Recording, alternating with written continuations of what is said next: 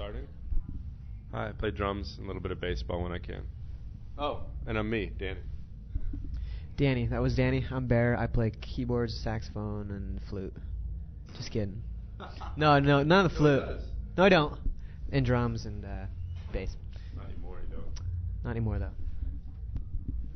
All right, the first question I wanted to ask was kind of go through the evolution of Mr. Bungle from the first album until now. How have you guys changed, and what are you guys doing now differently? Obviously, we know the different sound, or a little bit of an expansive sound, but what do you guys feel you guys are doing differently? Is it that you're 30 years old now and you were 20 before, or has your musical taste changed? Well, speaking as the guy that turned 31st a couple decades ago, yeah, we've been through some changes. Pretty much every record we try to change. I mean, it's not even, it just happens, you know. I mean, especially when you only put out a record every 3 or 4 years, it's bound to happen. You hope it happens. If you don't change, you got a problem. So, how has it changed? I think things have gotten. Some people everything sounds simpler, and that we've eased up. We've sort of pulled back the reins on what used to be sort of an out of control style of music, and now somehow though in the studio it ends up being even harder. The work, there's 10 times as much work in the studio to simplify things. It's just how it is, I guess.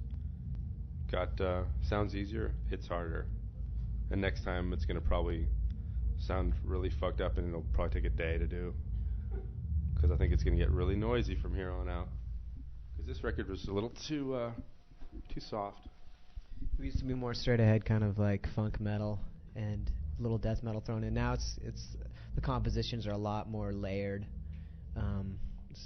It's really here we are, and we have tons of samples. I mean, the first tour I don't think we had any samples, but now there's like 4. Oh my God, that's embarrassing. Well, there's 4 sample triggering keyboards just to like duplicate, the effect that, basically duplicate the album, reproduce it live, and but it's the only thing we can say like to not be embarrassed about that is that we're sampling ourselves from our own record. Back to Danny. What do you have written on your hand? Fuck shit up. It's just like I like to think about that when I'm walking down the street. Oh shit. See what I'm saying? Yeah, I'm gonna pick up my film. I have a reminder to tell Danny to pick up his film for him on my hand. He never gets drunk, and he knew I was gonna embarrass him. He knew I was taking pictures of him, so I gotta pick him up before we go on. Oh my God! Wow. Yeah, that's what they are. So it's a lot more convoluted, but the compositions are a lot more specific. There's not so many free-form jams that happen during like these shows, at least, and our sets are really short for this particular tour. But our tastes in music haven't really changed. I was total level 42 head in high school and Cocteau Twins, and these guys would kick me out of the band if they knew that. Back to Danny. Yeah, I have bad memories of the Cocteau Twins. I had a roommate who sang to it every day. It's horrible. Anyway, no, I wasn't into them back then.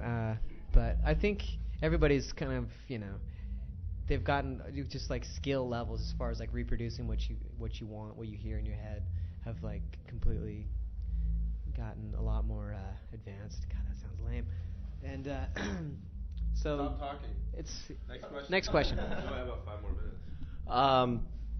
The next thing I wanted to ask was about the music.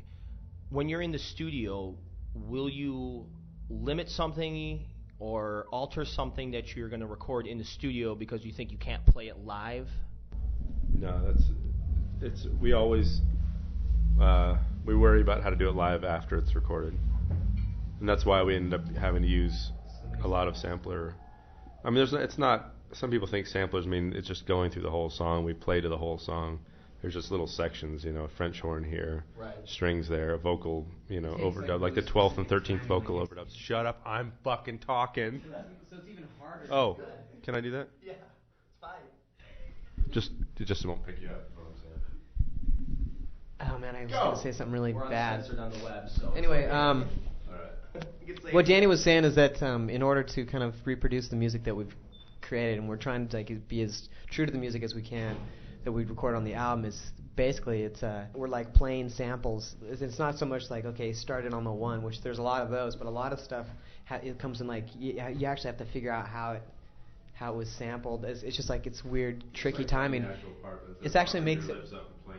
And it makes it harder to get it to make everything line up, because whereas if you just have live musicians, everybody can kind of like, shift and kind of speed up and slow down once you get started. This thing you have to get it specifically in the right place, or else it's like, oh wow, listen, they missed that sample, it was lame, or whatever. So it's a lot more complicated. Oh no, it's totally easy. Who am I kidding? But to answer your question, we don't worry about the music. And we don't worry about how we're going to do it live. And there they are, Boy Hits Car. Their first performance on the tour. You heard it. All right. Their first note. And here's their 10th note. 11th, 12th, 13th, 14th. You're hearing all of their first notes. It's not going to get any quieter. I'll talk like this. What's your next question? It'll be fine. All right. Tell me a little bit about your guys' side projects that you do. I mean, Mr. Bungle is just, it seems like you guys are so well-rounded with everything that you guys do. What do you guys do on the side, if anything, musically? I'd like to say right now that I don't dilute any of my talents for shit like Phantomos or jazz projects. I dedicate every fucking ounce of my musical ability, if there's such a thing, to this fucking band. And these other clowns that have these other side bands can eat a dick straight up. No, I don't really have that many side projects because I prefer to like work at a loading dock or something in my downtime. But that's always my excuse. Danny's in a band called Dieselhead. That's one of his side projects. Danny and I were also involved in this thing called Secret Chiefs Trio. And Secret Chiefs 3 Trio, I'm not sure what it is. I auditioned for Phantomos, but I couldn't. Trevor beat me out of the bass position. Of course, I would have been involved in that fucker. So, and then we just kind of freelance little things here and there, like informal gigs and some studio work here and there. Danny and I are also on a Carl Hancock Rux album that just came out. Yeah! Props! Okay. Carl Hancock Rux. Anyway. Yeah, I got anyway in there. I love that word. I didn't get all the names on this one CD, but can you guys explain to me about the Weird Little Boys CD? Were you guys on there? No, you weren't on there. Okay. Bad question. Sorry.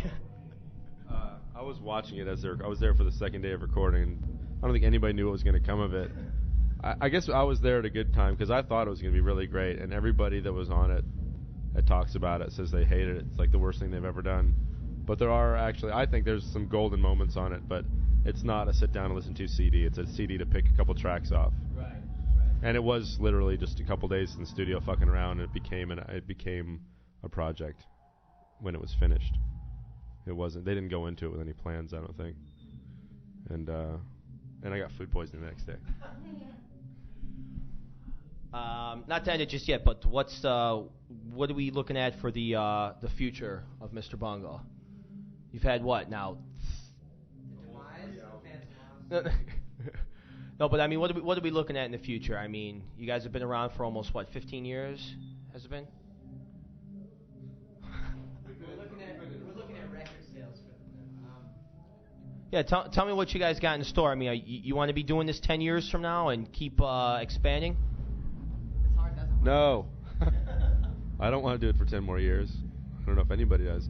It'd be great if we could do it, in some capacity in 10 years, but I mean, I'm going to be, I might be a grandfather by then. I don't want to be in a band anymore. I already have 9 children. Why do you have to bum us 11 of them are illegitimate. That's cool. No, I don't know. I just if we were to keep touring like this year, if we were to do it like this with 3 or 4 tours a year, no thanks. Oh, we got some work. But it'd be still great to record. I'll record. I'd love to record with this band till the end of time, but I don't know if that's gonna happen. So, Really? What if I want to just keep on talking and just not give the mic to anybody? Yeah, I'm just going to sit here, not let anybody take the microphone back. Nope. Well, you're going to have to wrestle the microphone away from me. When I saw you guys on Disco Volante, that was actually the first time I saw you guys in Chicago. I didn't get to see you beforehand, unfortunately, but two things I remember. The hoods with the coal miner lights at Metro. That's where I saw you guys. Yeah, the Disco Volante tour. And the one thing I remember was I had just gotten the album a couple weeks early, and every song you guys played was off of Disco Volante except for Travolta, or whatever the fuck you want to call that song now, or whatever you're allowed to call it.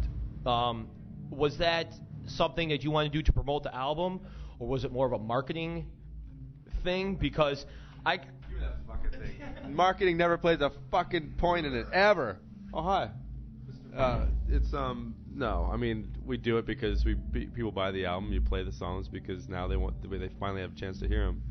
And I don't know if we need to prove it, but we got to at least show. Yeah, we recorded them. We'll play them too. Oh, it was great. Has nothing to do with marketing. The label never has anything to do with it. Hopefully, never will. Fuck them. All right, you brought up the label then. Good support from the label. You've been on Warner Brothers. Nothing. Let me see. Oh, that's right. In Minneapolis, there was a little photocopied yellow piece of paper saying you can get the record at this store, like third-generation photocopy. There's nothing. There's posters for every band except us. Not surprised at all. No help. No help. It's because we don't have a hit, and that's all they want. And we're not a hit band, so sorry, WB. We've told them that many times. That's how it is, We're not a hit band if they think we are. They don't know what the fuck they're thinking. That's all they care about, though. That's all they care about. Well, they'll keep tacking us on, but they'll never get a hit out of us, and that's all they want. Now, speaking of the audience and the fans, I know a lot of the fans have been around for a long time, and they've stuck with you guys. Do you think the fans have kind of changed over the years? Because I've played a lot of Mr. Bungle music for certain people. Maybe Jennifer was very receptive to it, but let's put it this way. You play Mr. Bungle for a lot of girls, and they're just like, what the fuck is this? And you play it for a lot of people that are really into music, and they get down and dirty with it, and they love it.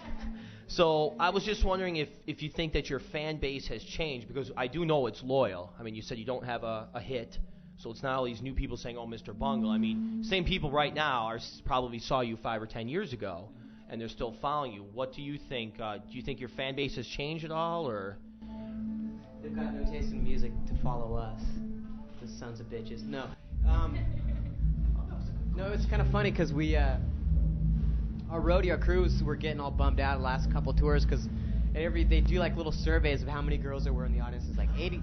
There's like, I don't know what it is. 80% guys, 20% women, if that. They get all bummed out. I think people, if anything, that have stayed with us for a while have kind of they have a certain appreciation of what is what we do and what people are capable of, and but it's I think we lose just as many fans each album as we gain. It's kind of like that's part of it's part of the thing is that people there's a lot of people that say that I love the first album, but then what the hell happened with the second one and blah blah blah. That's like a cliche. But at the same time, that's what the band has always kind of prided itself on, is doing the unexpected, completely defeating expectations, just doing the left turns here and there when people least expect it, and then a lot of times not ever doing the left turn, and then which is kind of what this latest album is about in a lot of ways, and that confuses old fans that we've had too.